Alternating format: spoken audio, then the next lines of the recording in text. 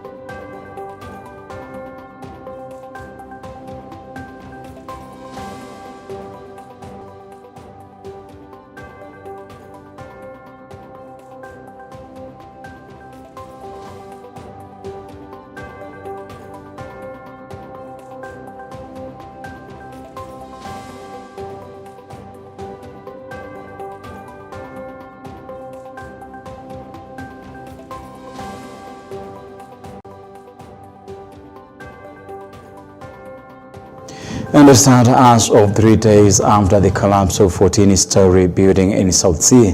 The search and rescue is still on, with the team clearing 60% of the debris. Two security guards believed to be trapped inside the collapsed area are yet to be found, with the multi-agency team indicating they are making efforts to access the area where they had a room. The National Disaster Management Unit Director General Dr. Duncan Ochieng, who is overseeing the whole exercise, has briefed the media on the progress of the rescue exercise.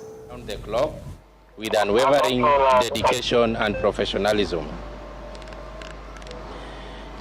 We wish to take this earliest opportunity today to speak directly to the families and relatives of the suspected trapped victims. We fully understand the anxiety, uncertainty, and emotional distress that you are going through. Please be assured that the incident management team is doing everything within its means, applying specialized skills, equipment, and proven rescue techniques to locate and retrieve the suspected victims. This remains our central motivation, and every operational decision is guided by this commitment. That said, it is important to reiterate that the incident objectives remain unchanged and continue to guide all operations here. Safety and security of all responders and members of the public, search, rescue, and the recovery of suspected victims, clearance of debris, and gradual restoration of normalcy as conditions safely allow. While progress has been achieved, we must emphasize that this remains a high-risk and very delicate operation. Based on the disaster risk assessment conducted this morning, there is an enhanced risk of injury due to continuous movement of heavy machinery, increased debris covering sections of access pathways, and presence of exposed and retrieved metallic materials within the active site. In this regard, members of the public and all responders without appropriate personal protective equipment, at a minimum, we are looking at helmet, ear protection, and eye protection, and eye to keep off the active operation area. The active site has been clearly demarcated, and we respectfully request maximum cooperation from both the public and all responding agencies to observe these safety boundaries. These measures are critical to preventing secondary injuries and ensuring that rescue operations proceed without interruption. We thank the families, South Sea community, and the general public for their patience, understanding, and cooperation during this difficult period. The incident management team remains fully present, fully committed, and firmly at the front line until the objectives of these operations are achieved. Further formal update will be issued at 16:00 hours by the CS for public service, or even as we get any new development. Thank you, and God bless our teams. God bless Kenya. Dr. Oche, one question. We've seen a lot of activity in one particular corner. I don't know if yes, As I've said in the statement, we have made considerable progress, and the CS will be able to address the nation at that time. Thank you. Yesterday we were at half, like 50%. Where are we at the moment? We are at 65%. So far, it will depend with the effort that we are going to make in the next 2 hours, but I believe you will be given something tangible by 16:00 hours by the CS. According to the families, they are saying that they expect you at least to reach the trapped persons today at 4 p.m. Is that probable? We'll be able to achieve that, and the CS will update you accordingly. We have made considerable.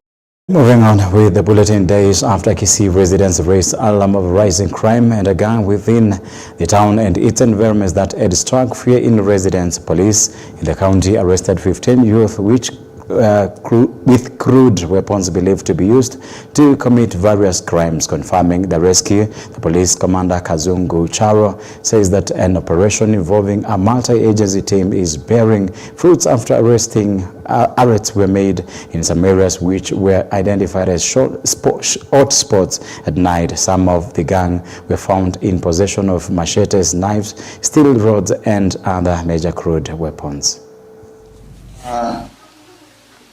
Assaults, tumekuwa na cases za hata wizi wa kawaida.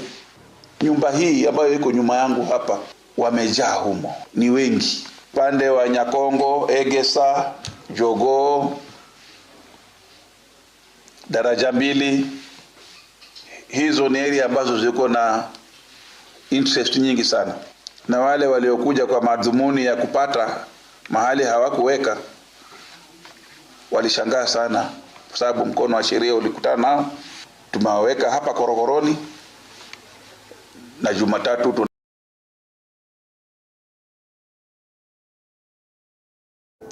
President William Ruto has asked Kenyans to ignore claims by politicians that the government has increased school fees for secondary schools. Speaking during an engagement ceremony in Kimumu, Uasin Gishu County, the president seemed to reply to Kiaru Member of Parliament Ndindi Nyoro, saying that the information by politicians is misleading and it's not the government position. In a statement on Wednesday, 31st December 2025, the Ministry of Education denied those allegations that they feel levy had been raised for 2026 academic year. No child should be sent home from any day school because of matters school fees. Because government is going to cover the education of our children. Watoto watalipa wale wako boarding schools, na ile pesa wanalipa tayari has been approved. The amount has been approved. Nimesikia wanasiasa wengine wanaongea siasa kidogo kidogo ati school fees itaongezwa. School fees ya shule ya Just joining us right now, remember you're watching EBN TV Weekend Edition, and we're moving on with schools expected to reopen next week. Chani Ward MCA Franklin Makanga of Changamwe constituency, Mombasa County, has continued with his third back-to-school outreach program aimed at preparing children for the new school term.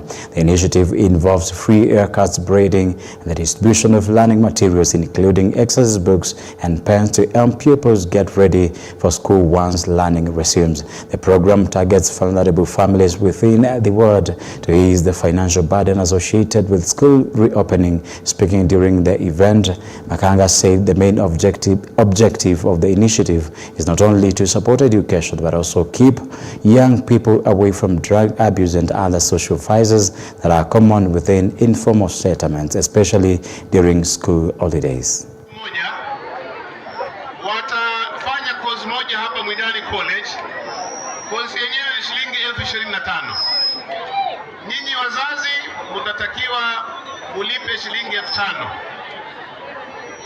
Alafu ile EBN yenyewe italipa shilingi 10,000 kwa mkopo, atapewa ule atakayekuwa anafanya training. Sisi kama NGCDF tutatoa 10,000, iwe ni 25,000. Wakimaliza hao straight away wanaingia kazini EBN. Kwa hivyo twaomba muje ofisini, muje muandikishe wale wasichana wenu ambao watakaoingia EBN, uje na shilingi 5,000, sisi tutatoa 10,000 na kampuni itamkopesha huyo 10,000. Baada ya wiki kadhaa watakuwa wamemaliza na wataingia kazini moja kwa moja. Hii ni nafasi nzuri jamani. Jambo lingine, tumewaita wale wanafunzi wote ambao wamegraduate mwaka huu wa 2025 ili waje walete makaratasi yao, tukae na wao tuone ni vipi tunaweza kuwasaidia katika mambo ya kuendeleza elimu yao na kutafuta opportunities pia vile vile. Jambo la muhimu kabisa, Public Service Commission. Public Service Commission huwa inatangaza nafasi za kazi kila mwezi, na naomba muingie katika mtandao wetu wa pale ofisi muone ni lini zinatangaza hizo nafasi. Kuna nafasi siku hizi hata za form 4 pia, wale ambao wamepata D bado wana nafasi zao za kazi pia vile vile. Kwa hivyo tutaomba wazazi muangalie hii mitandao na vijana pia, ili ikitokea nafasi ambao unaona inakufaa wewe fanya application na sisi tutakusaidia upate hizo nafasi pia vile vile.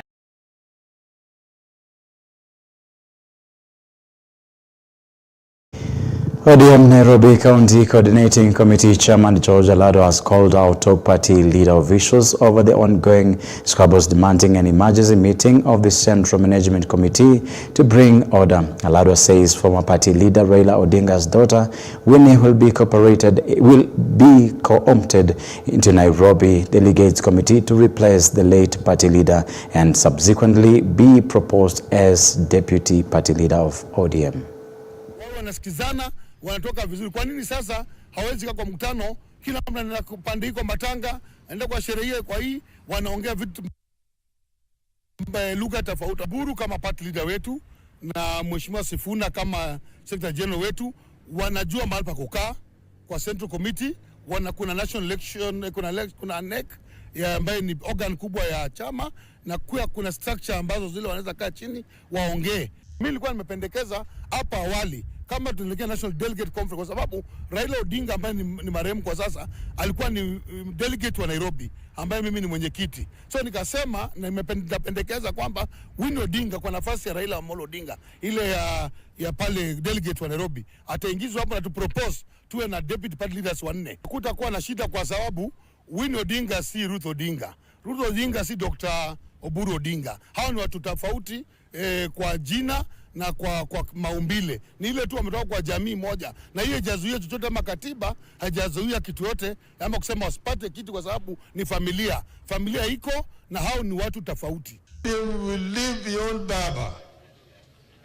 Even if Baba is not there, ODM should remain there. If you see Joho, Oparanya, Simba, then you are seeing Baba. Kwa hivyo sasa chama iko na structure. So kama kulikuwa na mapendekezo ya Joho ama Oparanya na Rati, hili kwako wakati huo, lakini sasa hii ishapita na wakati. Mimi najua Kenya hii it cannot afford another 5 years of William Ruto. It cannot afford another year of William Ruto. Tatizo kubwa si mambo ya chama, tatizo kubwa ni going forward 2027 kwa election na mambo broad based government. Na si nasema hatutarudi kwa maandamano tena, tuko nyuma William Samoei Ruto pamoja na broad based government. Ieleweke na wasikie. Hapo ndio shida iko. So ule anataka kwenda pande yake jenge vichama yake, ako right kwenda kujenga chama yake. Wewe ulikuwa unakula pesa ya Uhuru, badala ulipe agents, ukaacha hawa kina Wamunyoro wakatupiga 10-0. Sasa hii tunalia huko nje. Kama sio wewe Junet, tungekuwa kwa serikali. So mimi huwezi nitisha bwana. On a sad note, our country, Kenya, is now taking center stage from funerals of federal leaders to high-level political meetings. Renewed calls are being made for the Leah community to consolidate its political voice ahead of 2027 general election. But whether this unity can be sustained remains uncertain. Leaders including corporate Cabinet Secretary Wycliffe Oparanya, Kakamega Governor Fernandez Barasa, and Busia Governor Paul Otuoma have called for a coordinated political approach to consolidate the law front. In the other hand, National Assembly Speaker Moses Wetangula announced discussions involving Prime Cabinet Secretary Musalia Mudavadi and Oparanya aimed at fostering unity within the community. Unajua tumefanya nawe kazi hata mambo ya DAP, unajua ile role mimi niliplay kuwa na DAP. Enda ongea na Mheshimiwa Wetangula Moses. Kwa sababu nyinyi ni wawili Waluhya ambao mna vyama huku. Tunataka tuanze na nyinyi. Mkubaliane kuja pamoja. Na nyinyi ni majirani, na nyinyi ni mandugu. Ndio sisi tufuate. Tulikuwa tumekubaliana 2027 tunaenda kuungana tutoe mgombezi wa urais. Rais Cyrus ameenda, ndugu yetu ameenda. Mheshimiwa Kombo, Mheshimiwa Noah Wekesa, ninyi ndio mlishika Wamalo wakafika pale. Muna ujuzi, muna experience ya kutosha kuunganisha jamii hii. Kwanza, we need to have economic empowerment. Umoja kuhakikisha kwamba we have economic resources ili tukitafuta uongozi wa urais we have the economy. Sisi hatutaki kutengana until we speak with one voice. Hata mkiwa mapacha, mmoja huwa anatoka mbele ya mwingine. Naomba hata kama sisi tulio mbele si wazuri kwa matarajio yenu, sisi ndio tuko mbele. Luo must be on the table when Kenya is being discussed. Watu wawili watatu wakianza kukula wakiwa ndani ya serikali wanafikiri Waluhya wanakula. Hapana. Hapana. Hapana. Nyinyi mkikula kuleni ya saa hii. 2027 Waluhya watajipanga wakuwe kwa meza. Tuko na Musalia Mudavadi. Ako mbele yetu. Tuko na Wetangula. Hao ni viongozi wetu. Tuwapatie heshima yao. Ruto wants the Luhyas to support him in 2027. He will come afresh on fresh terms.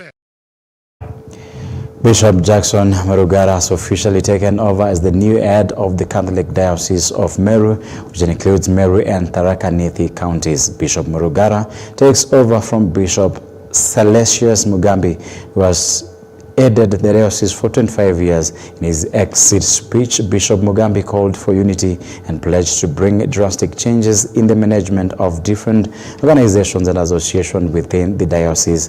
He advocated for the need to increase number of Catholic vocations as priestly gallons to become Catholic father or nuns.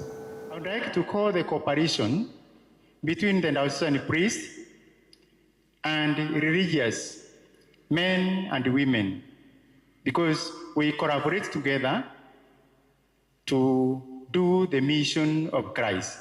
It is a journey we are walking together. You cannot walk alone. Bishop cannot walk alone. It is anticipated that the newly appointed bishop will implement certain changes within the Curia and initiate the reassignment of clergy among parishes. And such regular rotation is vital, fostering innovation and enabling priests to refine their pastoral skills in new environments. Let us pray for vocations, so that we may have strong, courageous, and holy priests in our diocese. We count on your continued prayers and collaboration as we journey together under the guidance of our new shepherd, to build a church that listens, serves, and remains. The National Transport and Safety Authority (NTSA) has intensified its crackdown on motorists flouting traffic regulations along the Nairobi-Eldoret Highway. NTSA Deputy Director Wilson Tegon revealed that human error accounts for nearly 80% of road accidents in Kenya.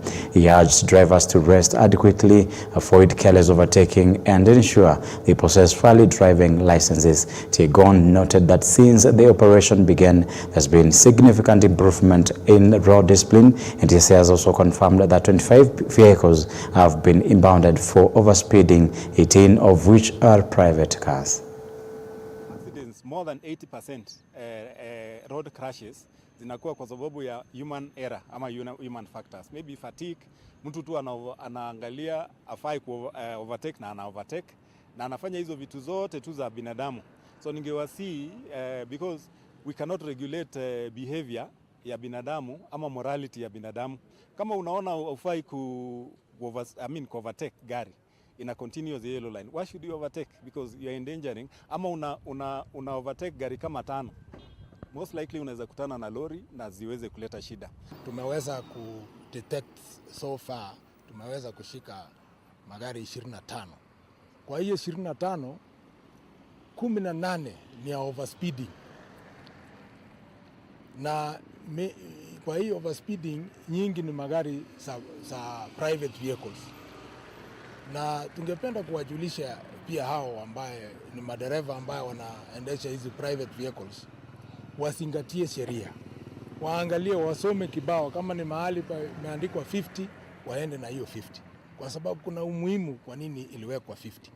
Ndio Arizona gold miners in West Pokot have issued a warning to illegal mining cartels who are operating in the region. The miners say that unregulated activities have increased, accusing intruders of claiming protection from senior government officials. Speaking yesterday after a closed-door meeting with the Kapenguria MP Samuel Miroto, to the miners voted to defend licensed and demanded enforcement of mining laws. They said the only one investor, Sala, holds a valid license to operate in the area.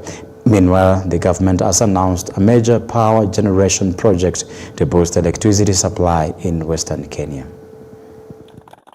Tumekubali kama wenyeji wa hapa Takwel akuja afanye kazi tukishirikiana pamoja na yeye. Sasa sisi kama watu wa Takwel tunataka kukemea huyu jamaa, hata kama yeye ni nani. Mtu tu mmoja peke yake ndio tunamjua. Mtu anaitwa Salah. Salah peke yake ndio tumekaribisha katika eneo hili. Kuniambie ile wizara ya mining wakuja na wasikizane na watu hapa hivi. Hapa hakuna fujo. Ukileta fujo hapa hivi ndio utapata yako. Mradi ikikamilika itatoa nafasi nyingi sana za kazi kwa vijana. Nafasi nyingi sana za kazi kwa vijana, itawezesha mambo ya stima katika hiyo eneo ya Western na Nyanza kwa jumla iwe stable. James Opio and I, you have demonstrated on how a minister should conduct his or herself, because it doesn't matter where you come from. After nearly a quarter century under regional safety net, Kenya has taken a consequential step to formally exit the common market for Eastern and Southern Africa COMESA sugar to safeguard the regime. The move effectively means that Kenya will be exposed to sugar imports in the absence of safeguards. In a statement, the Kenya Sugar Board notes that the safeguards lapsed on November 30th, 2025, marked the end of a long experiment protection and reform, then at the beginning of a more exposed competitive chapter for one of the country's most politically sensitive industries. And according to the Sugar Board, the measures were never intended to be permanent, but a pause button designed to create space for restructuring.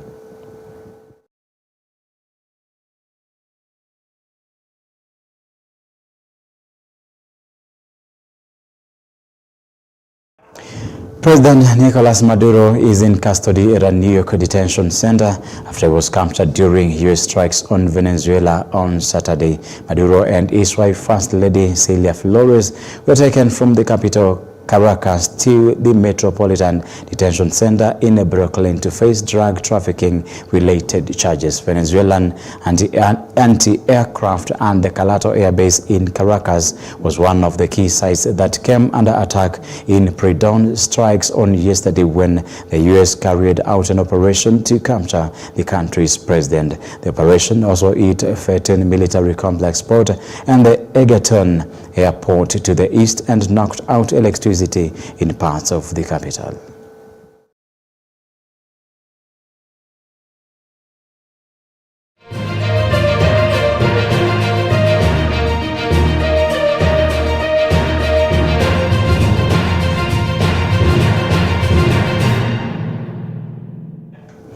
The Sport Pesa League resumes in style between Powerhouse Shabana and the new big boys in town Nairobi United.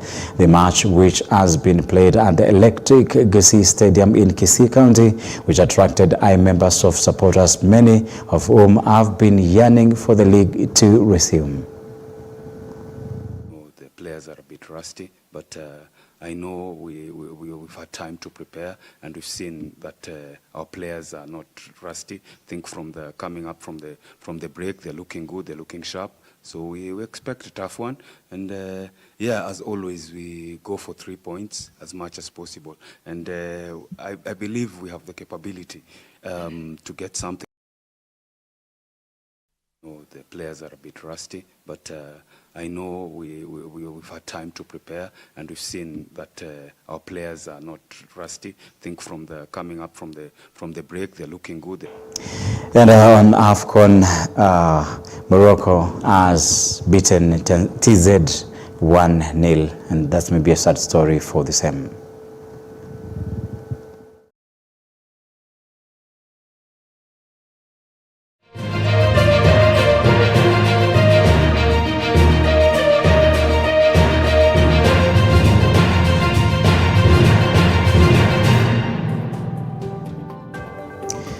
And that story from Morocco and Tanzania brings EBN Weekend Edition Bulletin to an end. We wish you a good night. We meet tomorrow. Thank you. My name is Jeffrey Somba, and thank you for watching.